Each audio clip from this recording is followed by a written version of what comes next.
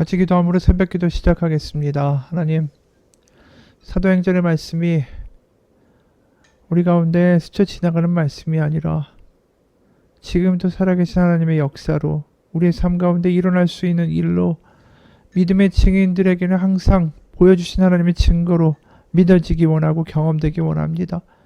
오늘 말씀 가운데 살아계신 하나님을 경험하고 이 어려운 환난과 폭풍과 같은 세상을 살아갈 때에 하나님을 의지하며 살아가는 자, 믿음의 자녀들에게 일어나는 하나님의 놀라운 손길을 경험하는 하루가 되게 도와주옵소서. 예수님 이름 받들어 기도합니다. 아멘. 오늘 말씀은 사도행전 26장 19절에서 32절입니다. 26장 19절에서 32절까지의 말씀입니다. 아그리빠 왕이여, 그러므로 하늘에서 보이신 것을 내가 거스르지 아니하고 먼저 다메섹과 예루살렘에 있는 사람과 유대 온 땅과 이방인에게까지 회개하고 하나님께로 돌아와서 회개에 합당한 일을 하라 전함으로 유대인들이 성전에서 나를 잡아 죽이고자 하였으나 하나님의 도우심을 받아 내가 오늘까지 서서 높고 낮은 사람 앞에서 증언하는 것은 선지자들과 모세가 반드시 되리라고 말한 것밖에 없으니 곧 그리스도가 고난을 받으실 것과 죽은 자 가운데서 먼저 다시 살아나서 이스라엘과 이방인들에게 빛을 전하시리라 함이니이다 하니라. 바울이 지같이 변명하되 베스도가 크게 소리내어 이르되 바울아, 네가 미쳤도다. 네 많은 학문이 너를 미치게 한다 하니 바울이 이르되 베스도가 가여 내가 미친 것이 아니고 참되고 온전한 말을 하나이다. 왕께서는 이 일을 아시기로 내가 왕께 담대히 말하노니 이 일에 하나라도 아시지 못함이 없는 줄 믿나이다. 이 일은 한쪽 구석에서 행한 것이 아니니이다. 아그리빠 왕이여, 선지자들을 믿으시나이까? 믿으시는 줄 아나이다. 아그리빠가 바울에게 이르되 내가 적은 말로 나를 권하여 그리스도인이 되게 하려 하는도다. 바울이 이르되 말이 적으나 많으나 당신뿐만 아니라 오늘 내 말을 듣는 모든 사람도 다 이렇게 결박된 것 외에는 나와 같이 되기를 하나님께 원하나이다 하니라. 왕과 총독과 버니게와 그 함께 앉은 사람들이 다 일어나서 물러가 서로 말하되 이 사람은 사형이나 결박을 당할 만한 행위가 없다 하더라. 이에 아그리빠가 베스도에게 이르되 이 사람이 만일 가이사에게 상소하지 아니하였더라면 석방될 수 있을 뻔하였다 하니라. 아멘. 바울은 아그리빠 왕에게 자신이 예수님을 만난 간증과 그 복음의 내용을 전합니다. 그리고 자신이 그런 메시아 예수님의 복음의 증인으로 또 이방에서 또 이스라엘 민족에게 그것을 전하고 선포하고 살았을 뿐이다. 그러니까 이 모든 것들이 구약에서 예언되고 말씀된 것, 성취된 것을 나는 선포하였을 뿐이다 라고 말하니까 베스도가 일어나서 이렇게 큰 소리로 외치죠. 네가 미쳤다. 네 많은 학문이 너를 미치게 한다. 이 베스도가 보기에는 십자가에서 죽은 죄수가 부활을 했고 이것이 구약 성경의 성취다라는 말 자체가 이 베스도에게는 터무니없는 말로 들리는 거죠. 게다가 원래 이 모임을 마련한 목적은 자기보다 유대의 사정을 훨씬 더 잘 알고 또 유대인의 전통이나 율법에 대해서도 잘 알고 있는 아그리빠 왕이 바로 자신에게 바울을 죄인으로 황제에게 보낼 수 있는 구실을 만들어 줄 것이다 라는 것이었죠. 그런데 이 재판 자리가 오히려 예수 그리스도와 그분의 부활을 아그리빠 왕에게 선포하는 이 바울에게는 설교의 기회가 된 겁니다. 그러니까 베스도가 상당히 당황하는 거죠. 그래서 네 학문이 너를 미치게 한다. 그래서 이 바울의 말을 제지하려고 합니다. 그러자 바울은 말을 이렇게 이어가죠. 25, 26. 바울이 이르되 베스도가 가여 내가 미친 것이 아니오 참되고 온전한 말을 하나이다. 왕께서는 이 일을 아시기로 내가 왕께 담대히 말하노니 이 일에 하나라도 아시지 못함이 없는 줄 믿나이다. 이 일은 한쪽 구석에서 행한 것이 아니니이다. 바로 아그리빠 왕에게 분명하게 다시 더 이야기하죠. 베스도의 제지와는 상관없이 바로 아그리빠 왕, 당신 예수님이 죽게 되신 십자가의 전후의 사정을 다 알고 있지 않습니까? 바로 그분이 부활하셨다라는 것 자체가 이 구약의 말씀을 성취한 거라는 거 당신 알지 않습니까? 뭐 이 헤롯 가문의 이 수장이니까 당연히 뭐 예루살렘 성전에 일어났던 일과 제사장들의 이 반응까지도 속속들이 알고 있죠. 그러면서 더 직접적으로 질문하죠. 27절. 아그리빠 왕이여 선지자를 믿으시나이까 믿으시는 줄 아나이다. 뭐 아예 당신은 선지자를 믿고 있지 않습니까? 라고 이야기를 합니다. 사실 이 질문에 대하여 이제 아니다 나 선지자를 안 믿는다라고 말할 수가 없어요. 왜냐면 아그리빠 왕은 그의 직책상 성전의 보호자고 후견인이고 대제사장도 임명하는 사람이었으니까 당연히 자신은 선지자를 믿는다라고 대답을 해야만 하죠. 근데 이제 바울이 아그리빠 왕이여 선지자를 믿으시나이까 믿으시는 줄 아나이다 이렇게 나왔는데 거기에 이제 아그리빠 왕이 선뜻 그렇다라고 대답하지를 못합니다. 만약 선지자를 믿는다라고 대답하면 이 바울이 말하는 논리에 말려들죠. 왜냐하면 예수님은 선지자들이 예언한 메시아가 맞습니다.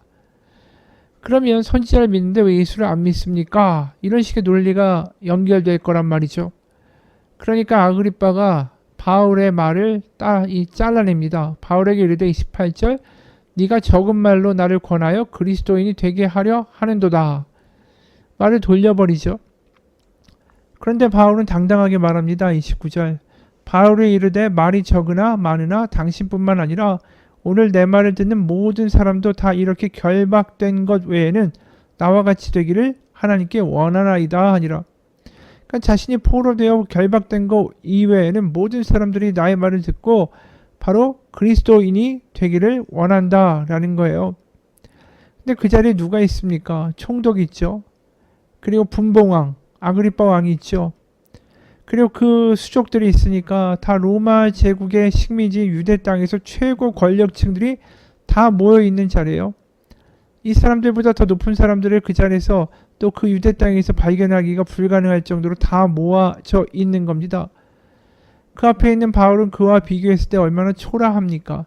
2년 동안 지금 감옥에 갇혀 있다가 베스도가 벨릭스가 처박아둔 바울을 꺼내놓은 거 아니에요? 그러니까 굉장히 초라하고 행색도 그렇고 외모도 그랬겠죠.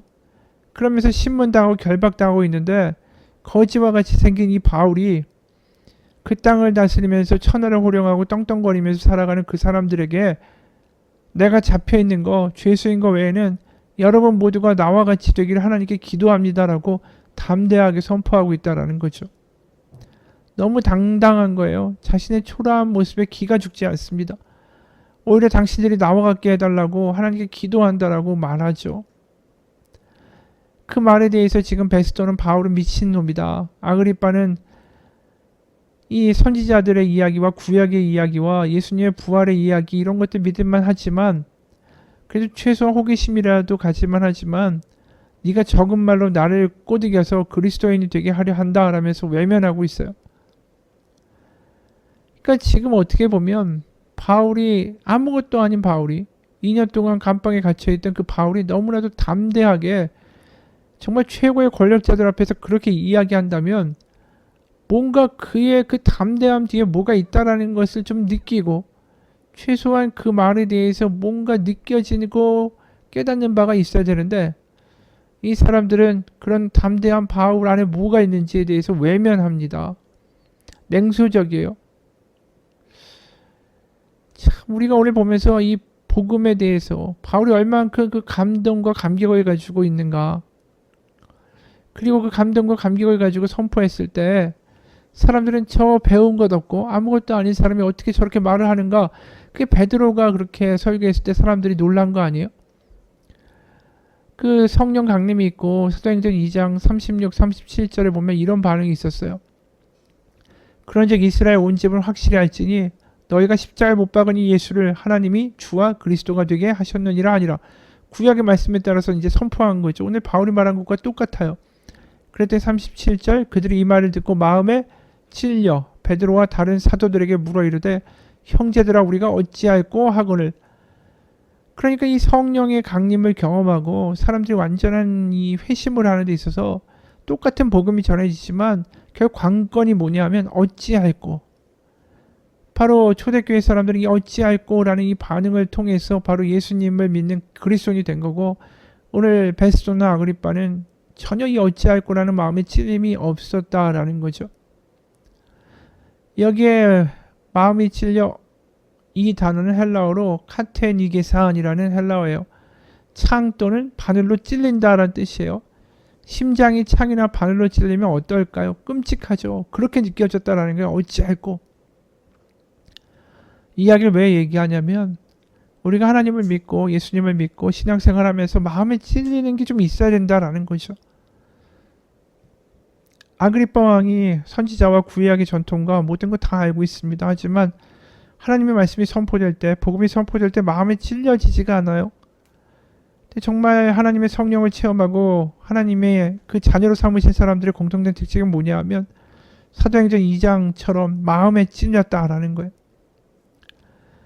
신앙은 무덤덤한 게 아닙니다. 뭔가 찔리기도 하고 깨닫기도 하고 뭔가 아파하기도 하고 경험되는 거예요. 그런 것들이 사라지고 무덤덤해지기 시작할 때에 우리의 신앙이 문제가 된다라는 거죠. 누군가의 글입니다.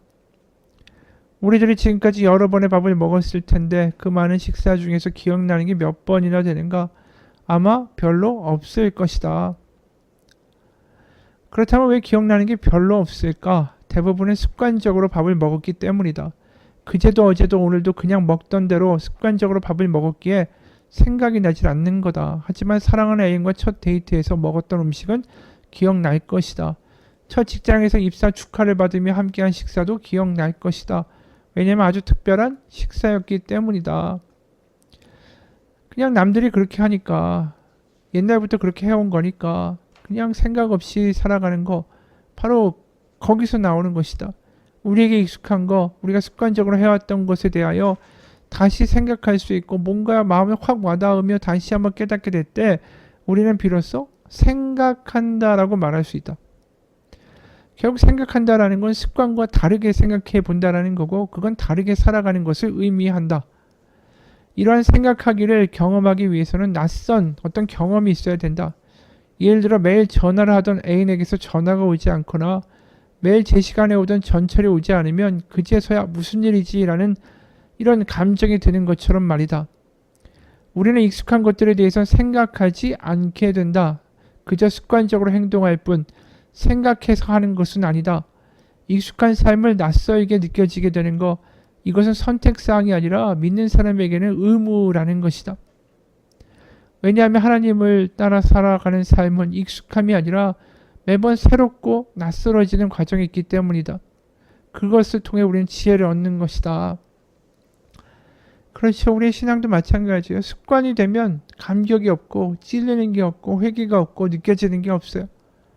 뭔가 우리의 신앙에도 뭔가 찔리고 와닿고 뭔가 새롭게 보이고 감격되고 감사하고 이러한 것들이 우리의 신앙을 자라게 한다는 거죠.